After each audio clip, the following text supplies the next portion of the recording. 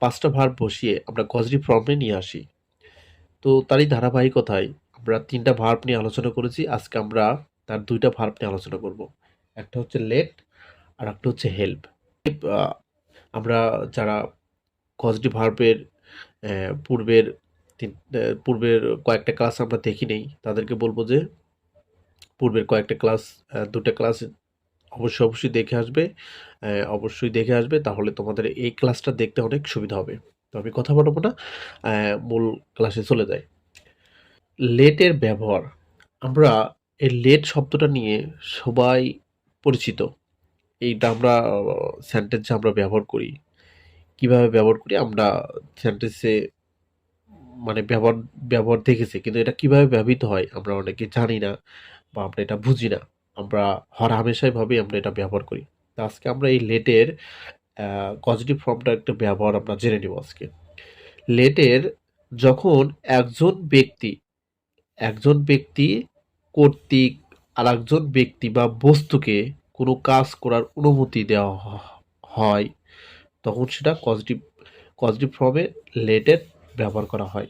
অর্থাৎ একজন ব্যক্তি যখন আরেকজন ব্যক্তিকে অনুমতি দেবে, সেক্ষেত্রে আমরা এই লেটের ব্যবহারটা করব।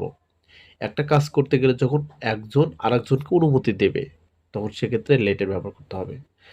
আচ্ছা, আমরা লেটের ব্যবহারটা কিভাবে করতে হয় এটা আমরা জানলাম। এর স্ট্রাকচারটা আমরা জেনে নিই। স্ট্রাকচারটা হচ্ছে প্রথমে সাবজেক্ট, তারপর হচ্ছে লেট, তারপরে ব্যক্তি বা বস্তু বাচক একটা অবজেক্ট থাকবে। এখানে ব্যক্তি বস্তু যে কোনোটাই থাকতে পারে। আমরা পূর্ববর্তীতে আমরা কিছু ভার্ব দেখেছিলাম যে ব্যক্তি থাকলে তারপরে ভার্বটা চেঞ্জ হয়, বস্তু থাকলে ভার্বটা চেঞ্জ হয়। কিন্তু এখানে হচ্ছে ব্যক্তি বস্তু যেটাই থাকুক না কেন, নট ফ্যাক্ট, আমাদের যে কোনো অবজেক্ট থাকলে তার পরবর্তীতে কি হবে, ভার্ব অন হবে, অর্থাৎ ভার্বের প্রেজেন্ট ফর্ম হবে।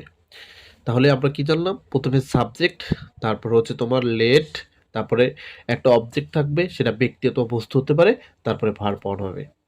তাহলে দেখো, আমি তার এক্সাম্পলও দিয়েছি। হি লেটস হার গো অ্যাব্রোড, সে তাকে বিদেশে যাওয়ার অনুমতি দেয় বা দিচ্ছে।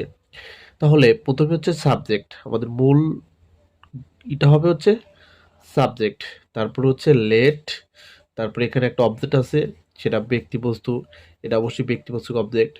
তারপরে যে ভার্বটা থাকবে, এই ভার্বটা হচ্ছে কি হবে, ভার্ব অন হবে। আমাদের যদি আমাদের রাইট ফর্মে ভার্বে থাকে, অথবা সেন্টেন্স কারেকশনে থাকে, অথবা কমপ্লিটিং সেন্টেন্সে থাকে, অথবা বিভিন্ন পরীক্ষায় থাকে, এই ভার্ব